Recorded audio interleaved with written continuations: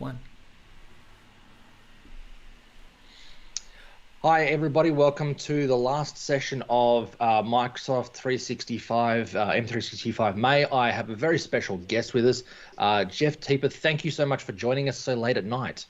Oh, thank you for having me. It's great to get a chance to participate in the event.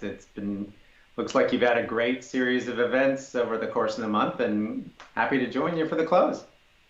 Thank you. It has been I guess when we started the conference, when we switched from being a single day event to being a month long, we never anticipated it would grow to this size, this many sessions, this many speakers, and this many attendees. So it's been really quite fascinating to see it continually grow as the month moved on.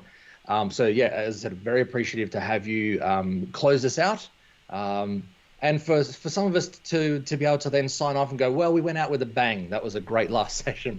Yeah, now we can have a beer and recover. I hope I don't let you down.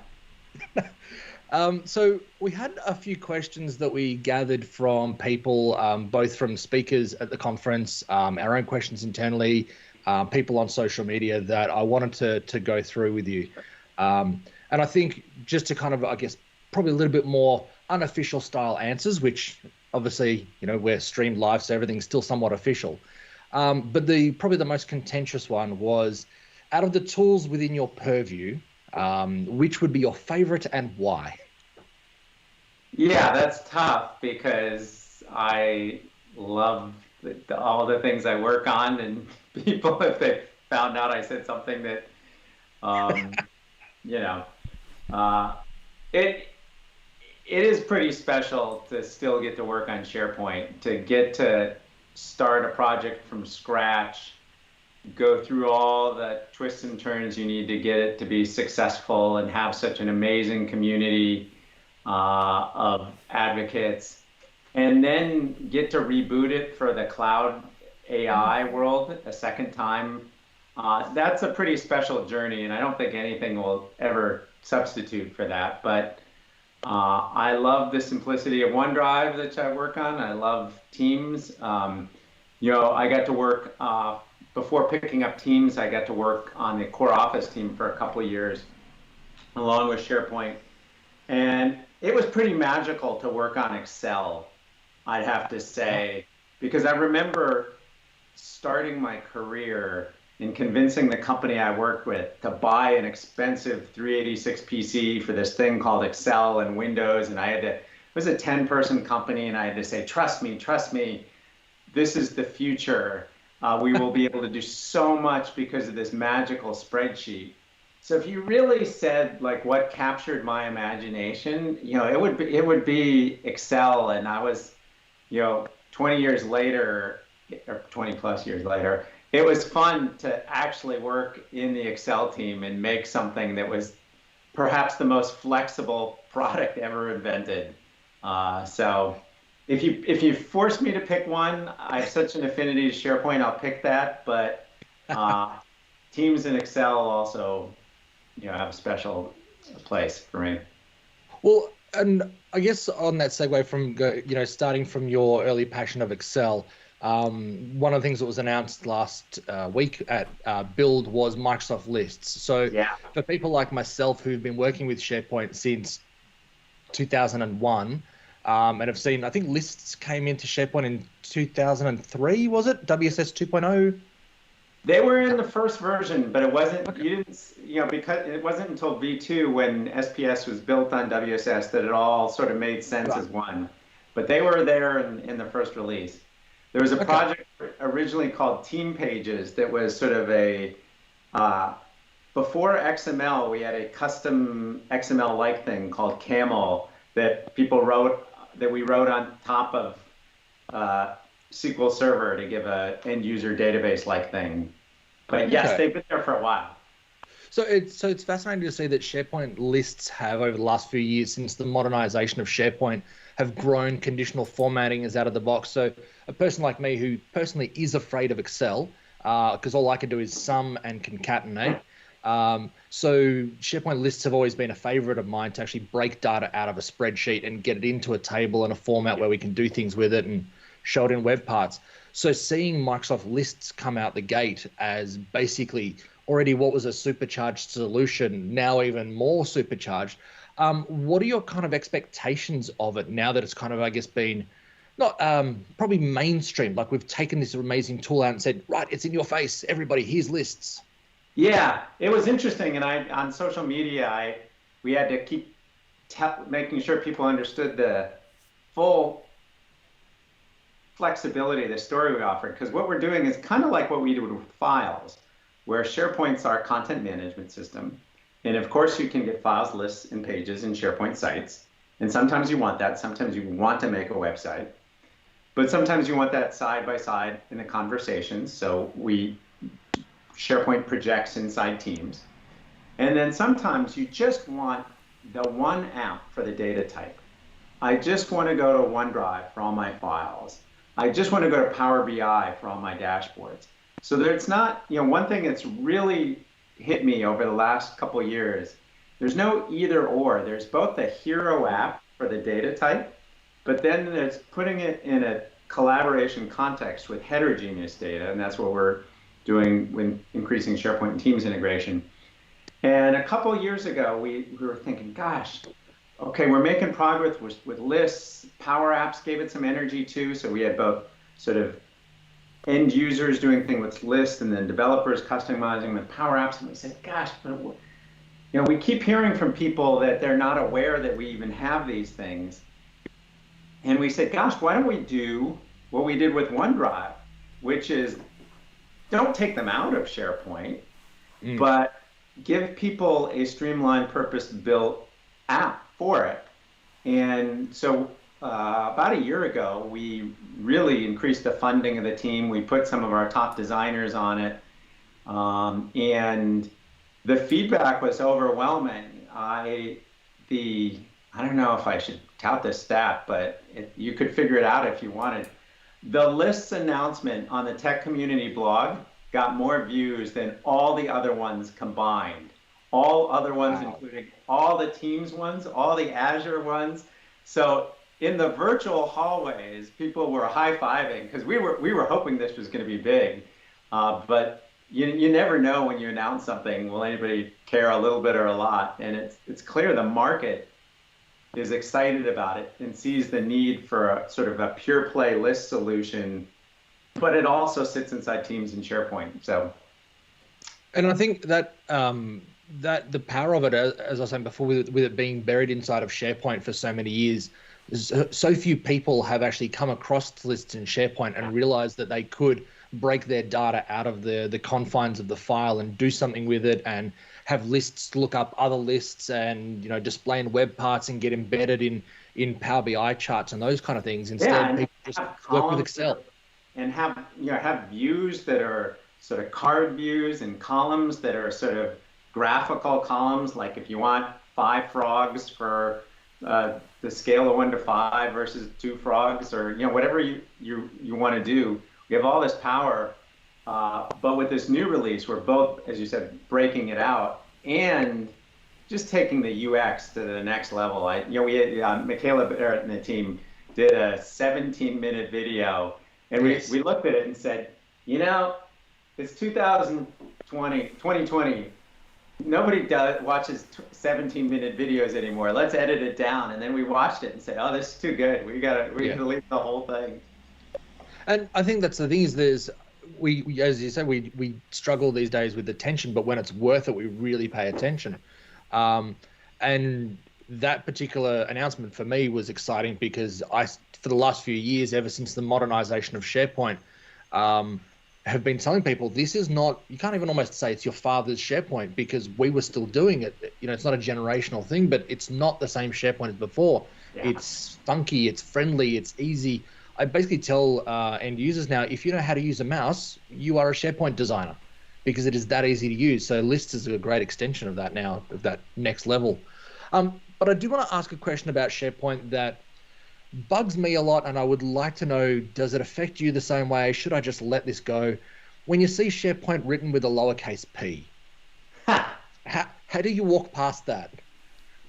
It doesn't bother me that much externally. When I see somebody at Microsoft do it, particularly in our marketing org, I don't like get mad at them, but I said, oh, come on, like you should know better. So I do police that, because it shows an attention to detail.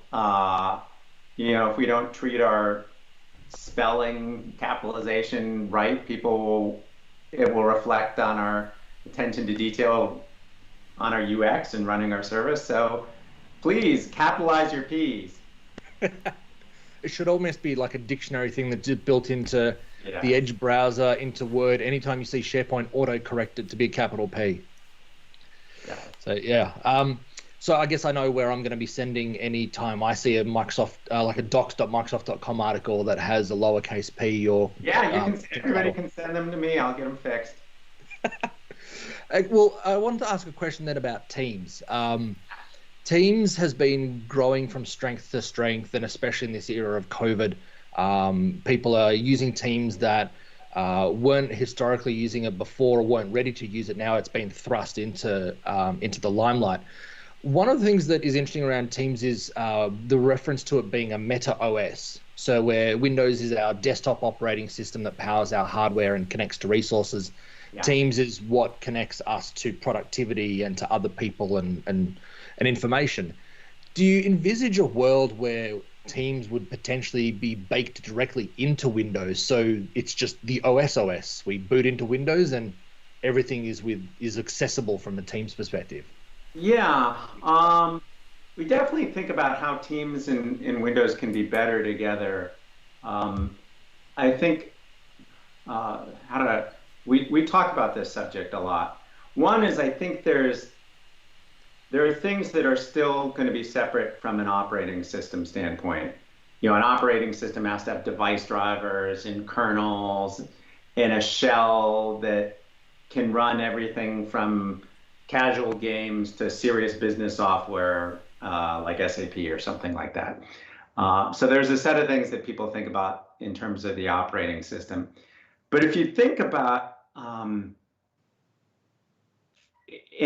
that's one thing, and Teams will be cross-platform. And so when people talk about something like a Meta OS, they think, oh, the OS is in the cloud, it projects into a client, and that client knows where I am on every device.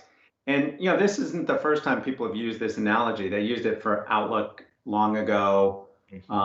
They've used it for Facebook. So anything that's a cloud service that's cross-platform, that people live in, that has an extensibility model for apps, sort of gets in this space. But Teams, I think, has achieved a level of success here that's pretty unprecedented. I saw a stat today, I think it was about 300,000 organizations had installed and were using at least one third-party app inside Teams. So that's, wow. Tens of millions of users are doing that. And so it's a pretty successful shell and runtime for applications. As far as integration with Windows, the thing I sort of give as an example is if you look at what we did with OneDrive. OneDrive is a cloud service that is making the Windows shell better and better. We've got a lot more ideas how to do that. And we've definitely realized, we have this app called OneDrive, but the operating system should be more aware of it. So in terms of people in chat and other things, we're definitely thinking about that stuff. I'm not ready to pre-announce that or anything like that, but we want to make sure that another thing that's very similar is the new tab page in the new Edge. If you tell it to use your business account, it will use pieces of office.com and it'll show you the recommended files from SharePoint and the apps and so forth. So we are blending this sort of cloud operating system, if you will, we've built in Microsoft 365 and projecting it into Windows. And I think you'll see us do more of that. And it's that point about the whole connected experiences there, and as you were saying, that where we've got effectively like the hero app being Teams, but then we can break out into individual ones, and similar with SharePoint. I think a lot of people are seeing that yeah, Teams is where I go to do my work. But when I want to go really deep into something, then that's where I open PowerPoint up, or that's where I go to SharePoint and get really deep into it. I guess a question that now, we had Teams makes it awkward for us to have conversations now that include the word teams and groups as well, because it's the team, or are you a member of my group, or are you a member of my team? Now is it the list? Fortuitously, teams and team sites worked out, but you're right. The teams and group thing is, yeah. Yeah, well, I often have to explain to people what Microsoft Teams is, and then Teams, and then a team, and then a team site. But now we've got Microsoft Lists. I'm just wondering what's next off the rank in terms of words that turn into products for us to use. Yeah, I'm not. I don't know. We've got some ideas. I'm not sure this is the right time to share them. We want to. If I look at the last two things I've been associated with launching last year at Ignite, we launched Cortex, which we disclosed Cortex. We haven't shipped Cortex yet, very, very soon. But and that was an interesting one because it's basically SharePoint. We use AI to organize the stuff in SharePoint to create your pages in SharePoint. So it's almost like Microsoft AI's writing your SharePoint site for you and then plugging it into all these different apps.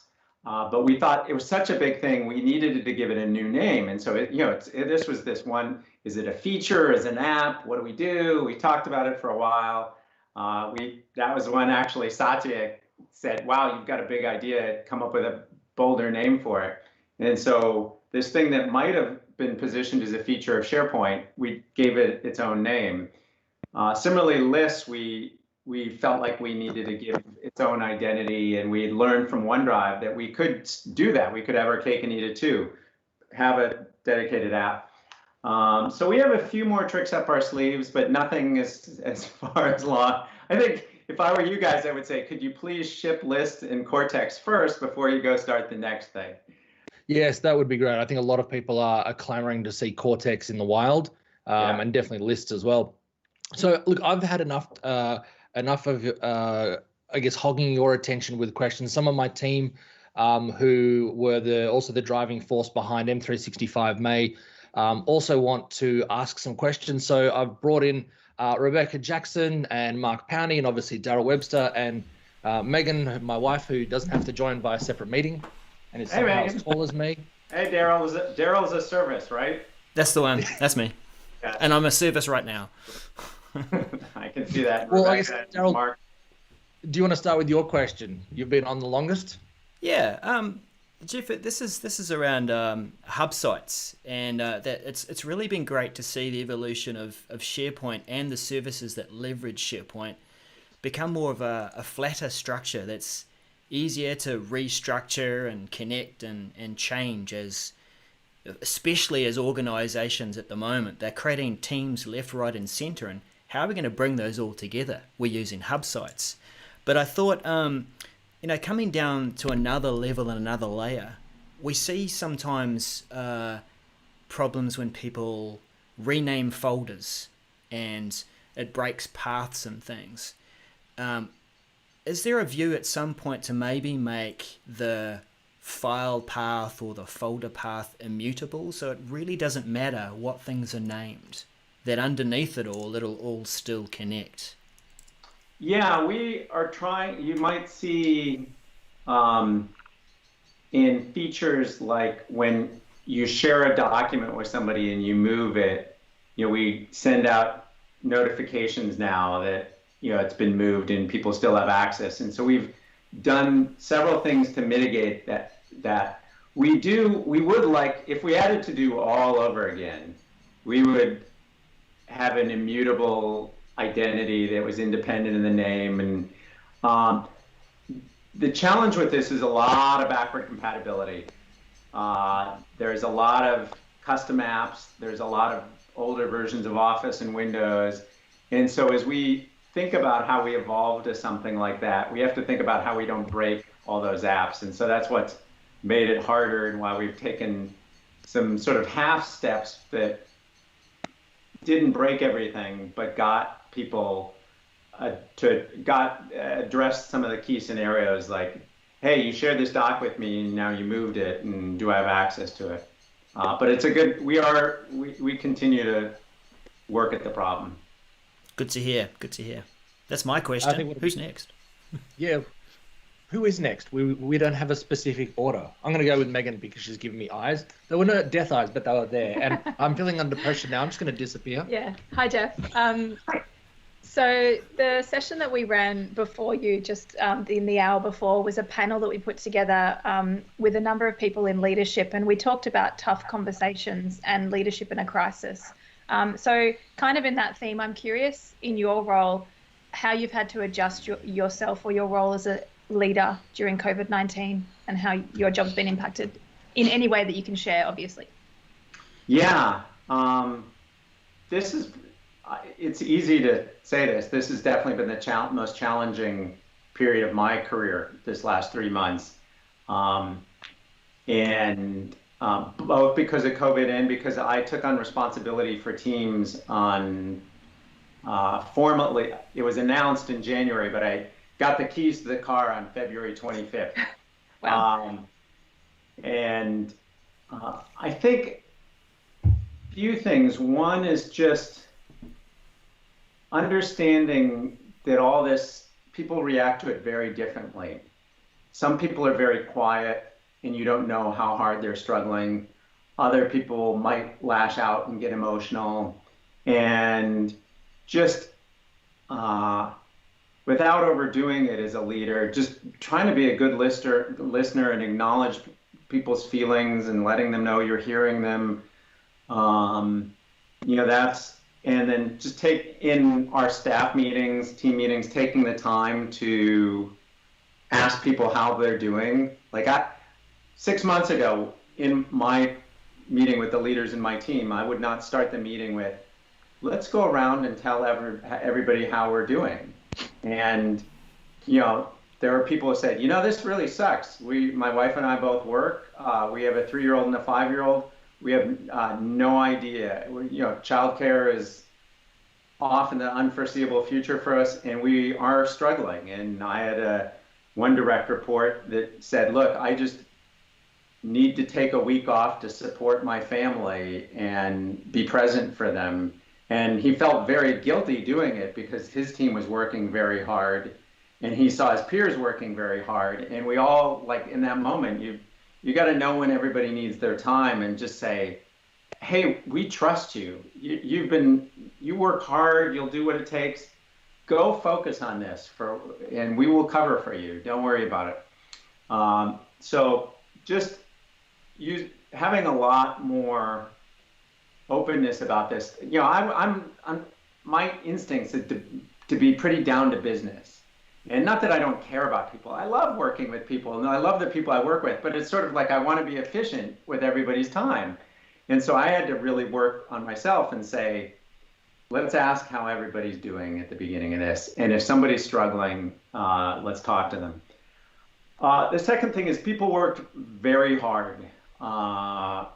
We architected the service so that it could scale.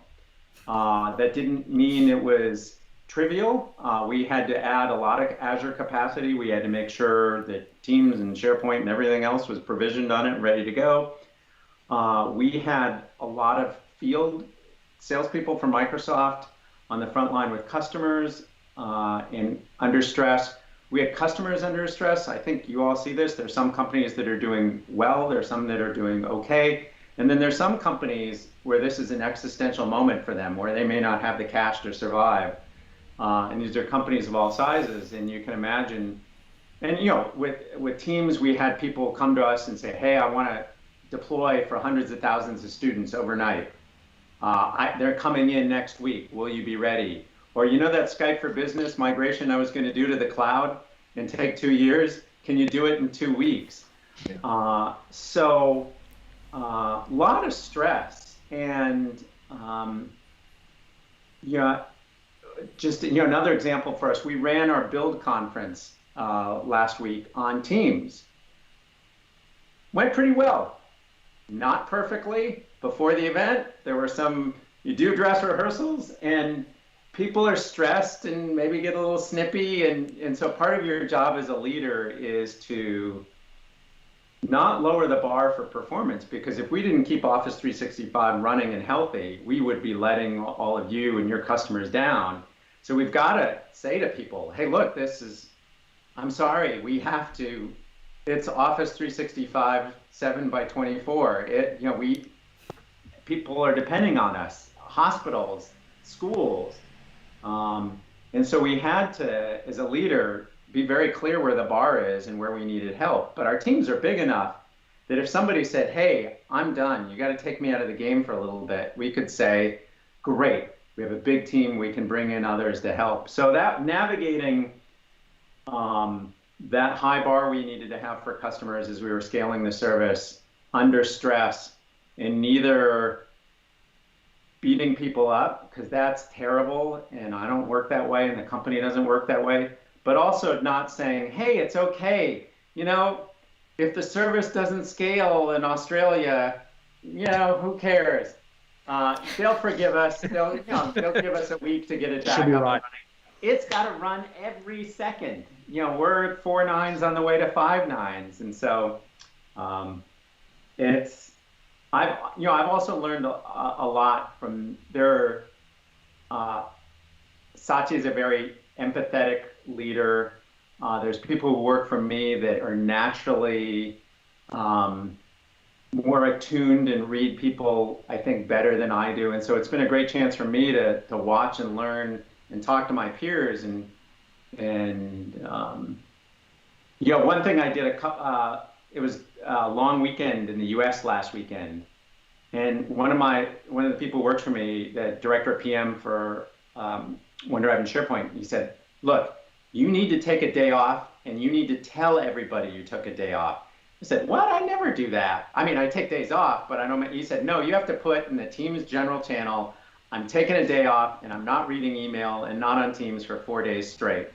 And I said, why? There's a lot of people who are going to be working this weekend. He said, no.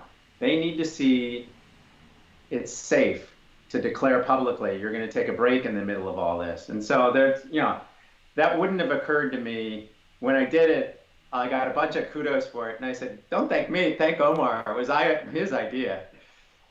So anyway, that's a few things. Thank you. No, thank you. I think that really shows, I guess, the authenticity that it's allowing to show through now from a leadership perspective, whereas before leaders were up on high, whereas no, we're all human beings. So now, I guess in the interest of time, we've got a couple of more questions from Mark and Rebecca. So do you guys want to paper, rock, scissors this one? Who can unmute first? I was always on mute. Haha. I'll jump in then, given I'm speaking already. Hey, Jeff, nice to meet you. Good to meet you. So I've been using the earliest version of SharePoint that I used was 2007, and I know people have been using it for a lot longer than that. And a lot has changed since then. And for some people, SharePoint's becoming much more of a platform than a product. So what would you say to someone who might ask if SharePoint's disappearing, and then what does a career as a SharePoint person look like now? Yeah, I think there's never been a better time to be a SharePoint person, just because it's getting better every day in the cloud, as opposed to every 2.5 to 5 years, depending on when you deployed it. If you just want to focus on making gorgeous websites, we make that easier than ever before. I would say to somebody who's not looked at SharePoint, go to lookbook.microsoft.com, and you could spend the whole rest of your career using that toolbox to build great, engaging sites. If you want to build apps, if you look at the SharePoint framework and Power Apps and how those are getting better every day. So if you're a developer, you can build millions of apps. We've got customers. We're getting ready for a review with Bill Gates on SharePoint in Cortex next week, actually. And I was looking at the slides earlier today, and one of the things is we listed some companies who had hundreds of Power Apps built with SharePoint as the back end. And then if you're a security person, we are introducing things like, today we GA'd auto classification in SharePoint. A few weeks ago, we GA'd labeling with co-authoring. We've got information barriers and multi-geo. So whether you're a UX person or a developer person or an IT governance person or some combination of all three, your toolbox is just getting better and better. And you mentioned 2007. In 2007, when it was an on-premises world, SharePoint had to be the SaaS and PaaS and IaaS platform from Microsoft. So anything we did, we put in the SharePoint box because, okay, a company had gone to all the trouble to set up a SharePoint farm. In the cloud, we can keep things a little more independent. So Power Apps can ship independent than SharePoint, and Stream can ship independent in SharePoint. But you still want Stream videos in a SharePoint site and Power Apps that call SharePoint data. So I think now has never been a better time to work on the Microsoft stack, if you will. Thank you. Sure. Last but not least, Mark has, I think, I wouldn't say it's a curly question, but it's definitely a good one. Well, I'm a big SharePoint framework developer at heart. So I'm trying my best to avoid any unintended bias in this question. But do you see a future for developers where all of the Microsoft 365 offering embraces one common extensibility model to finally unite them all, to bring them all together? Yeah, we've talked about how far we could get there. We've gotten there on the data side with the graph. It's not 100% perfect, but it is pretty close, where we have a single namespace, we have a governance of an SDK process. When we come up with new things, they're exposed through the graph. And if we're inconsistent, you all call us on it and we take the feedback because we're not really trying to be inconsistent. So I think at the data layer, we've got something pretty magical. Part of the challenge we have there is, we're thousands, if not tens of thousands of people. And so to have them agree on everything, would to some extent bog us down. So we need sort of a federated model where we give you simplicity in the programming model without having to have every engineer in Microsoft agree and ship on the same day. And so with the Graph API, I think we've gotten pretty close to that. On the UX side, we have a couple of major things. We have Office web add-ins in Word, Excel, PowerPoint, and Outlook, and the SharePoint framework in SharePoint. And we have done the work that you could use the SharePoint framework to build things that plug into Office. But then we've gotten to the space of, well, if you want to really interact with Office, there's this whole JavaScript thing that talks to the Office app, UX, the Chrome, and does that really make sense in SharePoint? And so we didn't go all the way in because it was going to make things more complicated than simple, at least how we were going down the path. So we took an initial step. You've also seen us do the work to integrate SharePoint in SharePoint framework and Teams. You'll see us do more work to embrace SharePoint pages inside Teams. It won't be the only way you build a web app and stick it in Teams. Not every website will be a SharePoint framework website, but we definitely want to say, look, if you're going to put multiple things on a page and have them talk to each other, we do that pretty well in SharePoint framework. So we are going to integrate these things more and more. And the last thing I'd throw in the mix is most of these things speak basically REST to the back end, either directly or through Graph APIs. And we want to go one better than we've noticed that whether it was REST or WebSockets, above that layer, developers had to write a lot of code for their data model. And so we've come out with this thing called the Fluid Framework, where it encapsulates data structures with real-time co-authoring. And so you'll see us, my dream is look, you could have a page that's based on the SharePoint framework. The stuff in the page will eventually be real time using the Fluid framework, and that page can run in the browser or run in Teams. And that's that won't encapsulate everything, but that's sort of the path I'm trying to push us down. Yeah, nice. Excellent. So I guess Thank you. One final question, because it's very cognizant that it's late at night for you. Really greatly appreciate you taking the time to talk with us at this hour of the evening. In terms of, so we've just spent an entire month, putting content online, presenting information, and we didn't expect it to go this long, or we didn't expect to have so much interest from it. I guess what I'm wondering is, do you think we should continue? Hello, thank you, Pepper. Do you think we should continue to make it a year-long event and just continually, like it's M365? No, okay. The other team don't agree with that. 2020. Please, I might fall behind with that thing you videos. said about taking a vacation, we need that too. I think we're all learning from this online push. One is just bite-sized content, make your own adventure is good. So I think having, most of the SharePoint Saturdays or Office 365 days, things like that, people did them, and some were recorded, but my guess is like 90% of the events that used to go on in the community weren't recorded and put online. And I think now people are realizing that's valuable and doing it more bite-sized. I do think, though, it loses the community side of things. I was thinking back to November, December, I went to European SharePoint Conference, SharePoint Saturday Oslo, and SharePoint Saturday Charlotte, North Carolina. And it was, being in the room with people, talking to them afterwards. People, as you know, do these things and they make lifelong friends.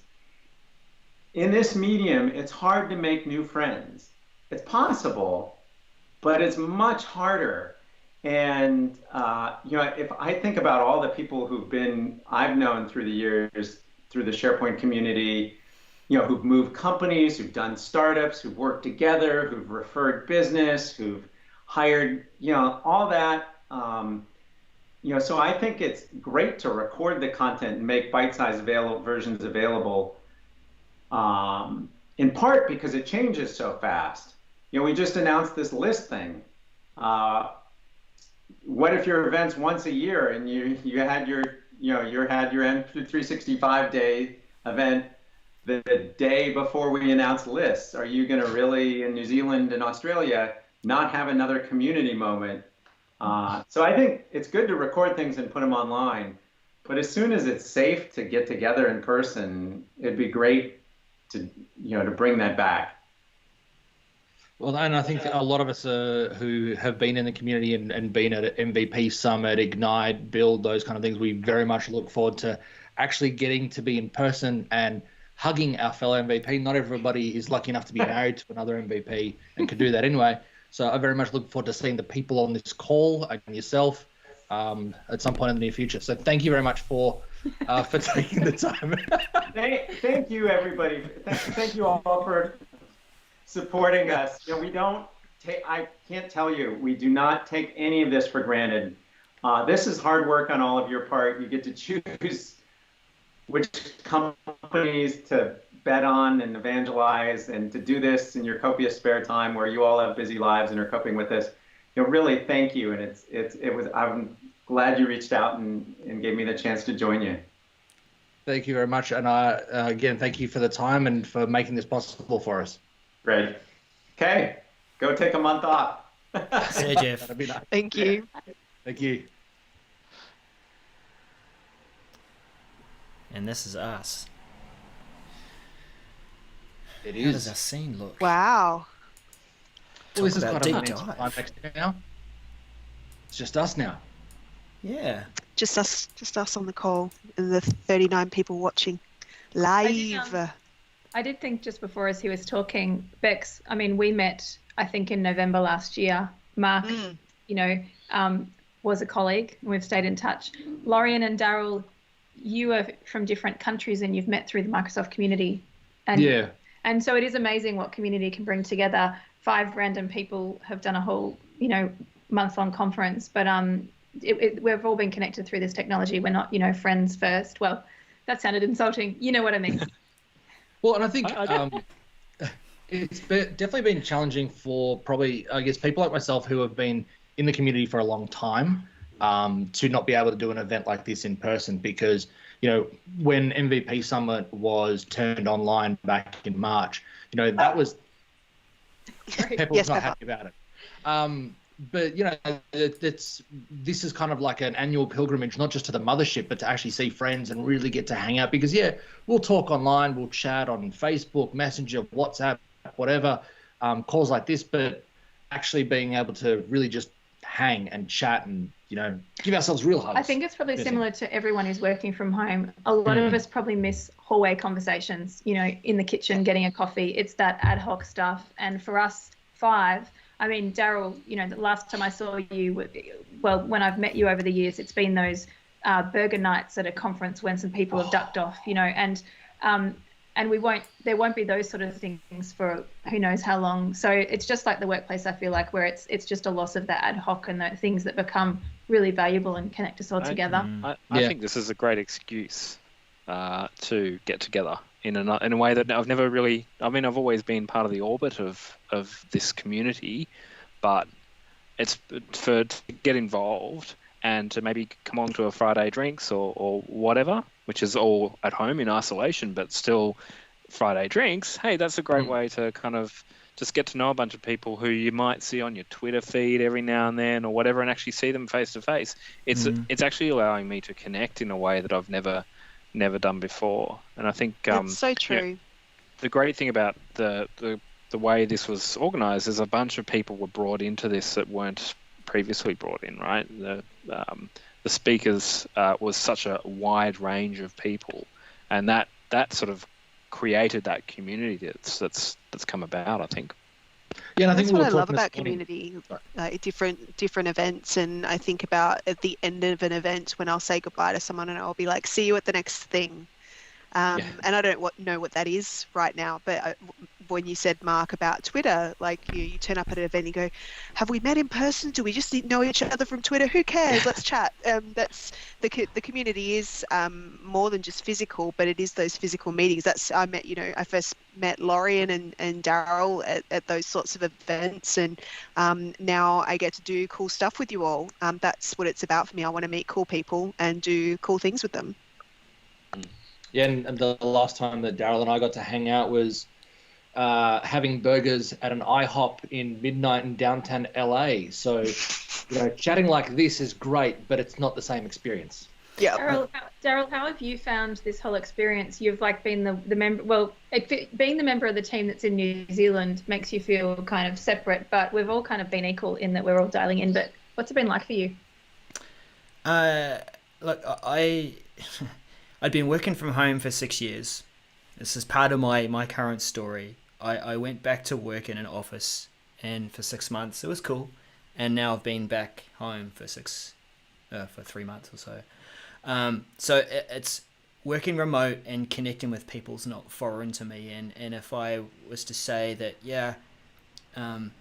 it is better to be able to do things in person and to enjoy that connection. But what it has pushed me to do a bit even more is take those moments with people that you are connecting with online, even at these online events, that if you have these side conversations, then take it one level higher and jump on a call with them in Teams. DM them and say, hey, do you want to meet?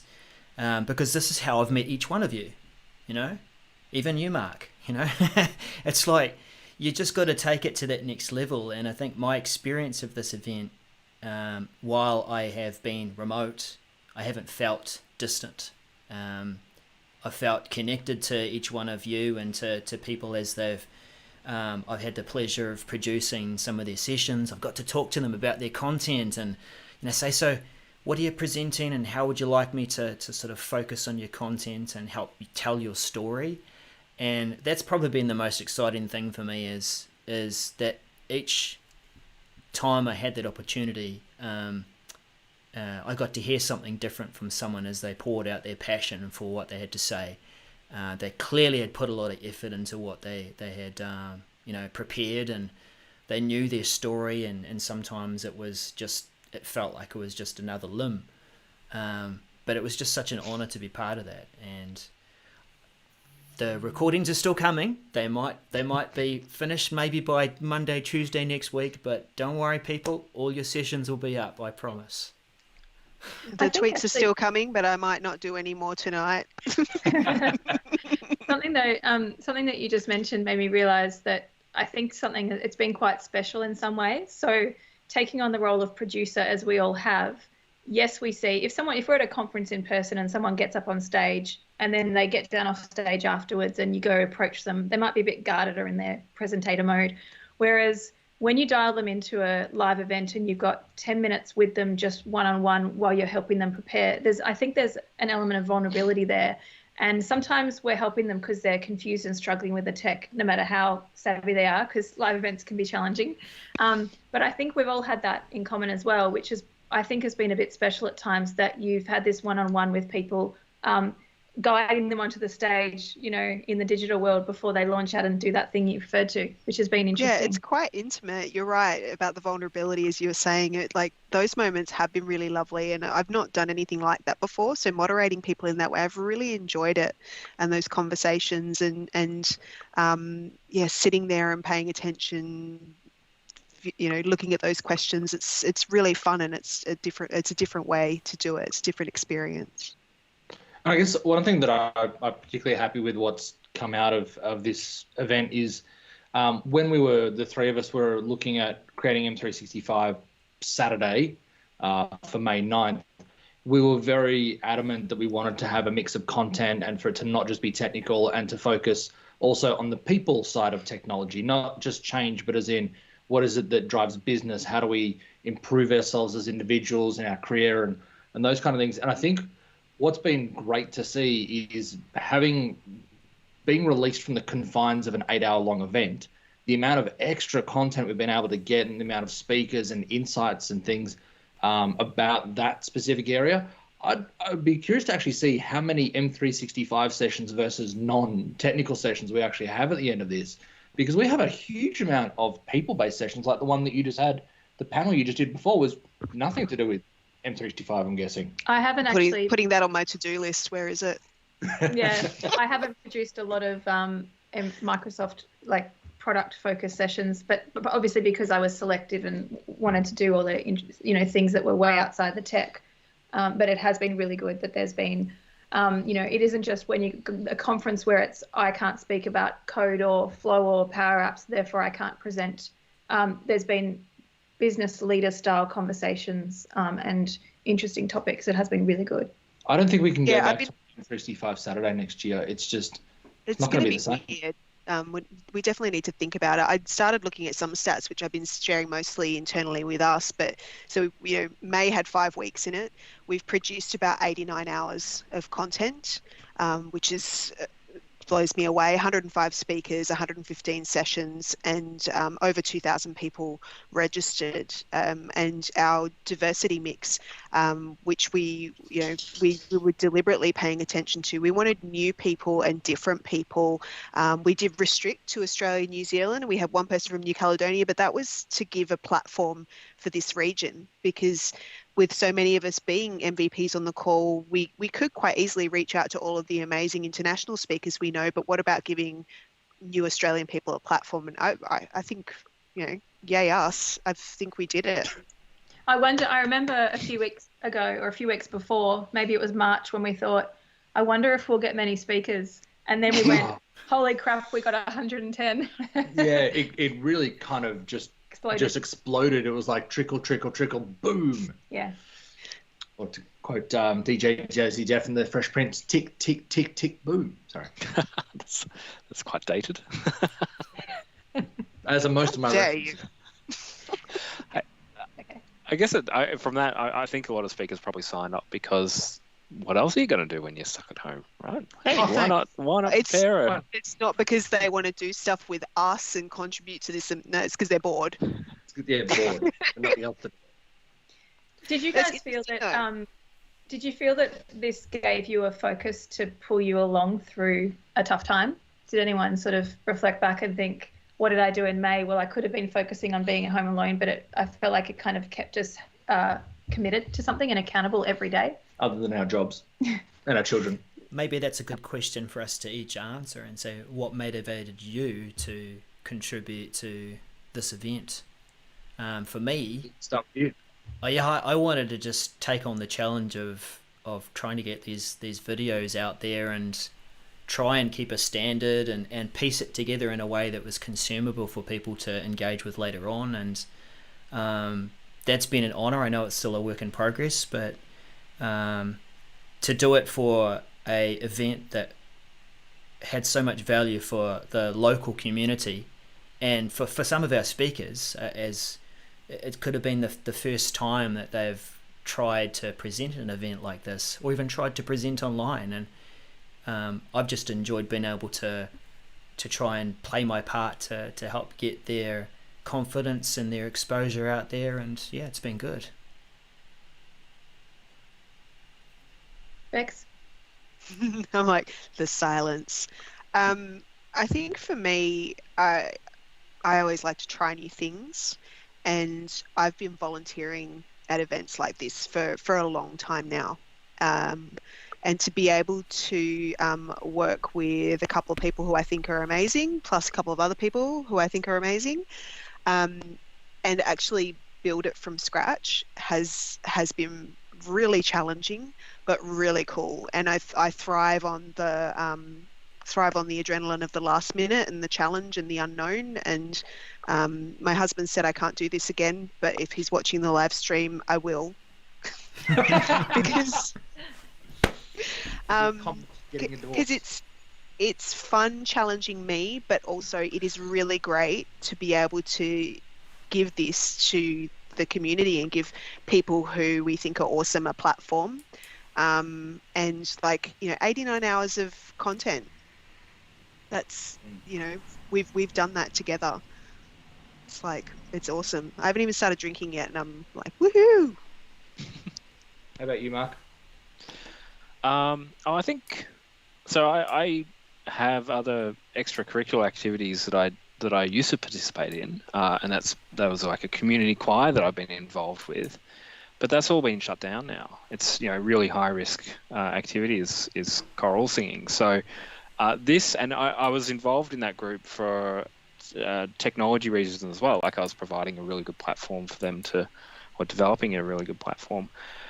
That kind of has been put aside, and so this was an opportunity for me to, I'm still there in the background for that group, and I'm waiting for things to ramp up again. But this was an opportunity to make a difference here and now, to build a platform and technology that would actually, get people, a community together. 2,000 people have signed up. That's amazing.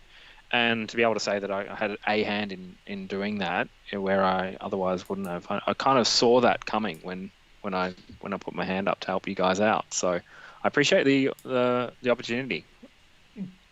It's How about for you? well, I think Lorian raised it one day, and I went, "Oh yeah, sounds all right." Why not?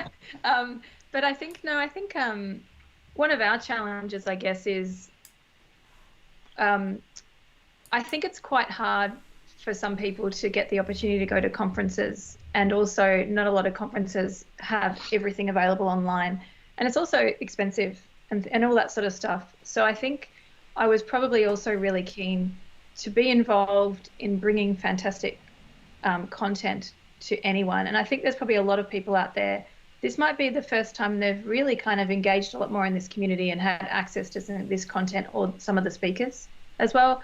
So I think that was also a big motivation, was, Daryl's hashtag, know something, show something. I think that early in the year made me a bit enthusiastic about just sharing in a crisis. And if you help one person, or if they pass it on, that's all I can, if that's what I can contribute in the crisis to help out, then maybe that's really great. So that was part of it as well. Is I just got motivated to help contribute to sharing more expertise out available into the world. I think from my perspective, having worked with these technologies since their inception and since their on-premises versions and before that, for me, what I really wanted was to ensure that when people learn about these technologies, they don't just learn about one little pocket. They don't just learn about, here, I'm going to do a mail migration, or I'm going to deploy Teams, and what I was starting to get, to be honest, frustrated with is seeing a lot of events and a lot of things were just very siloed, or just focused on Teams. But Teams sits on top of other stuff. Teams connects to Power Platform. Teams connects to people and all these other bits around the whole M365 stack. So, and you, Megan and Bex, would remember when we were starting to talk about it, I said, well, M365 is also security. It's also devices. It's also information protection. It's all these things. So for me, what's been really enjoyable, and the thing that I set out to do that I guess I would say, yep, mission accomplished, is, shush dog, she's very aggressive. I think she's hungry. Is the fact that we had such a wide variety of content that people could really learn so much, and that a lot of people actually said to me that they've learned stuff well outside of their comfort zone because they didn't feel pressured from a time perspective that they had to sacrifice between session choices. They could actually just go, oh, I'm moderately interested in that, went along and learned something that they weren't expecting. So that is something I'm very happy about, that people had that opportunity. Well, guys, I've managed to sneak the chat in there too on the side and into the live stream. And I know the people in the chat room are there and seeing it for themselves, but you guys probably staring at a camera, you probably don't see the chat. But there's a lot of good love in there, a lot of congratulations, a lot of saying how much they love the events. Some great responses too for what Jeff had to discuss as well. So all up, it's just been really good to have that kind of engagement too. And I think it's a repeatable process, isn't it? We'll be able to do this again. It is now. In a format. I'll just release that source code now. Well, so what I remember is when we were coming close to launch day, you remember when we first started this, I'm like, hey, let's just track our time, how much we spend on this M365 Saturday, because I reckon we'll probably spend maybe a few days of effort, and it'd be good to kind of say how much goes into this event. And I can't remember when we stopped tracking, or we just was like, no, this is just way too much time. We've spent many evenings and weekends and stuff. Would we do it again? Yeah. Yes. Smaller. No, I think we do it same size because we already know what's involved. It's, as Daryl said, it's a repeatable thing. We've got the platform, we've got the system, we know how to make it work better. Laurie and I are like, yes, again. Yeah. The dog has just taken to Megan. I did have to add too, Scott Turner said, thank you, Lorian, for not wearing your team's headband during we know what's going to happen interview. now. It's readily available, though. It's like a red flag to a bull. Yeah. First piece of team swag at an Ignite conference. That was actually one of the first pieces of team swag. Yep. Yeah. So I guess well done, team. That's it. Well done, teams. Thank you, everybody. Thank you, Daryl. Thank you in Someone particular. says they're looking forward to M365 June. I don't know if that's the same person that said that on Twitter. Renee Motory. My response is lol, and it doesn't sound as cool as M365 May. No. Such a kidder. Yeah, I think this is going to be weird because, like, from a conference shutdown, we just basically end this meeting and that's it, as opposed to packing up, cleaning up, putting stuff in boxes. We just go, cool, all right. I was really glad that we didn't have to worry about Post-its and pencils and chair layout. And I think there's so much admin in a single day physical event that I was thinking, oh, that's going to be a drag, but so important the night before. When we pivoted, I thought, this is awesome. This is all just tech. It's so much easier. We don't have to clean up people's rubbish. There's not going to be people asking where the toilet is. No dietary requirements, no meds. Dietary requirements. Barking at us. Yep. Yeah. So I guess this is the cue for Daryl to take us out. take us out. Well, everyone stick your hands over the cameras in 3. Over the camera lens. We've got to reach up. Okay. Cover them. 3, Right. 2, 1, go.